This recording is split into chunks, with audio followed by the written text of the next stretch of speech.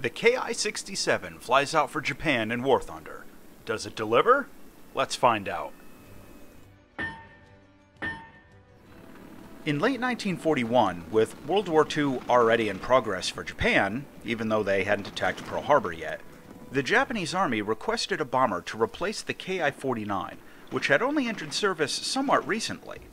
The Ki-49 had proven to be chronically underpowered, and even up-engined versions still had performance issues, so it was decided to just go with a new design.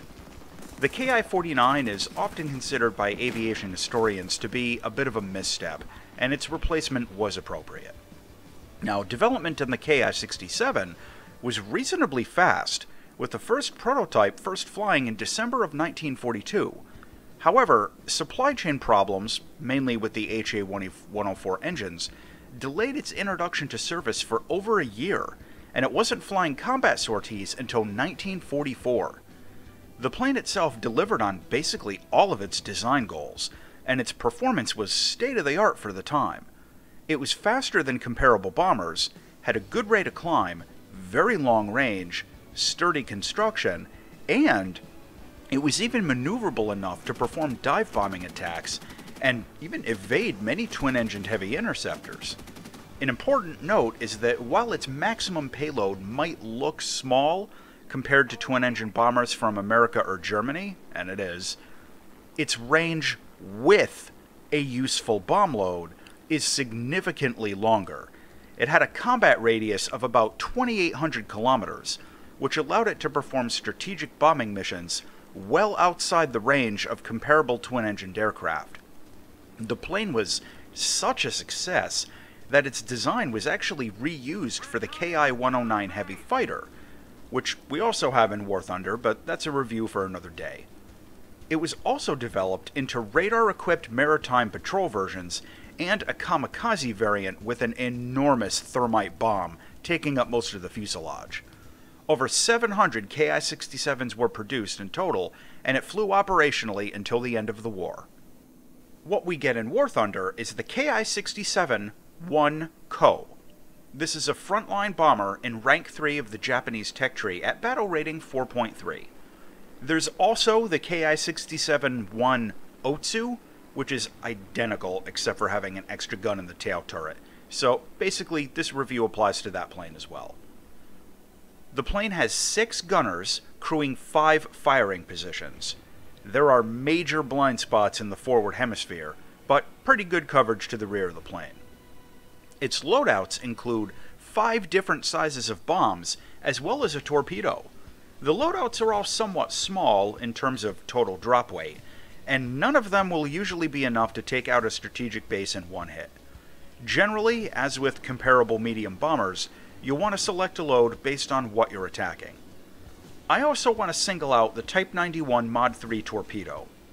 The Type 91 generally is an effective weapon, with the Mod 3 being a reasonable upgrade.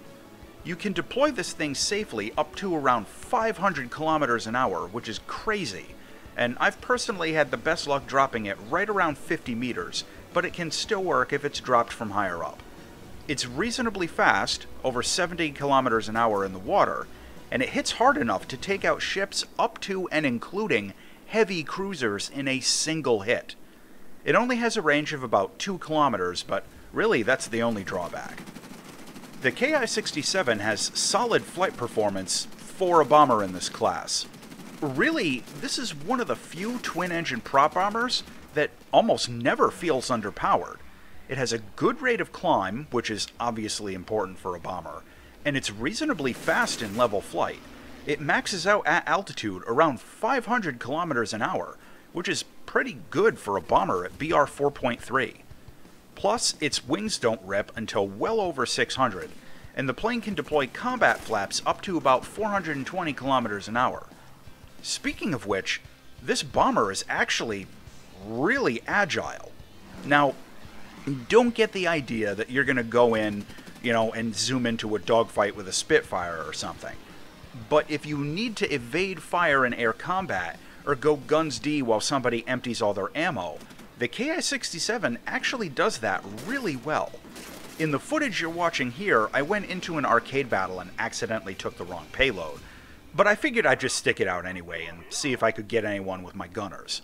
Well, it went better than expected, and as you can see, while the Ki-67 isn't going to outperform a single-engine fighter, it's far from being a helpless target, and it can sometimes leave people wondering how the hell you are flying a bomber like that. Now, generally speaking, this is one of the best performing two-engine prop bombers in the entire game, and you have to drop a lot of speed before it starts feeling lumbery. Taking the Ki-67 into air battles can often feel underwhelming, mainly because it has a pretty light bomb load compared to most of the other bombers in this range. In arcade battles, you can use the plane's climb performance to zip up to space and just try to make it a waste of time for people to come up to get you, and do that tactic where you fly around hitting bases from orbit. It's a slow tactic because of the light bomb load on the plane, but it's effective, mostly because of the Ki-67's good climb performance.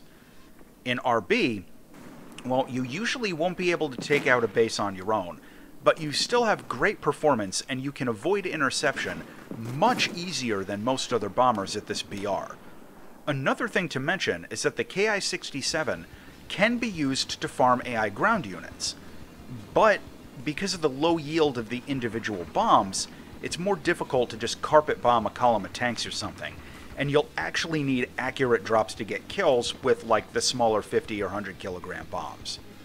In RB, my normal preference is to use the default loadout of the 15 smaller bombs when I'm going for base bombing, or the set of 3 250 kilogram bombs if I want to go for pillboxes or something.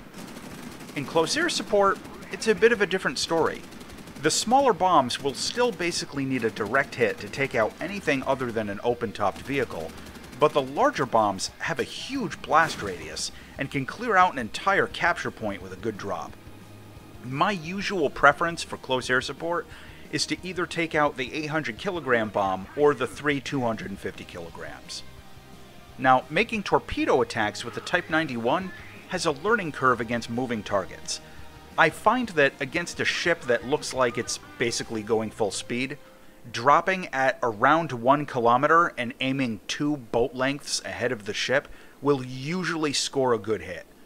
Unfortunately, the snail seems determined to just completely remove big ships from as many maps as possible, which really sucks because torpedo bombing's a lot of fun. One last thing worth mentioning, the Ki-67 is incredibly tough. This plane can take an enormous amount of damage and still fly, even with big chunks of the plane missing. So, enjoy that. Visually, the Ki-67 is a great looking bomber, but, in my opinion, the default Army brown skin is pretty awful. The Otsu gets a better skin, so that's something at least. Landing the plane is much easier than a lot of other bombers. It can drop gear at around 300 kilometers an hour and landing flaps around 250, and you can use its great engine performance to maintain your speed pretty easily on final. Plus, as I mentioned, it's a really tough plane and does pretty well with hot landings, which I know from comments that some people prefer anyway. The cockpit is a low poly placeholder, and it's not great. I'm not able to get accurate drops in VR, and the low detail just kills the immersion. Lousy cockpit. To close out on the Mitsubishi Ki-67. This plane has excellent flight performance for a prop bomber. It can drop its torpedo at very high speeds. It's more maneuverable than you'd think a bomber like this should be. And this thing can absorb a huge amount of damage and still be combat effective. However, its overall payload is more light bomber than medium bomber, and unlike the rest of the plane, your rear gunner gets taken out very easily. The final verdict on the Ki-67 is that this plane is quite fun to fly, but it's better at close air support than it is in air battles, and its low payload stops it from being a primary grinder. Effective, but inefficient. As always, thanks for watching.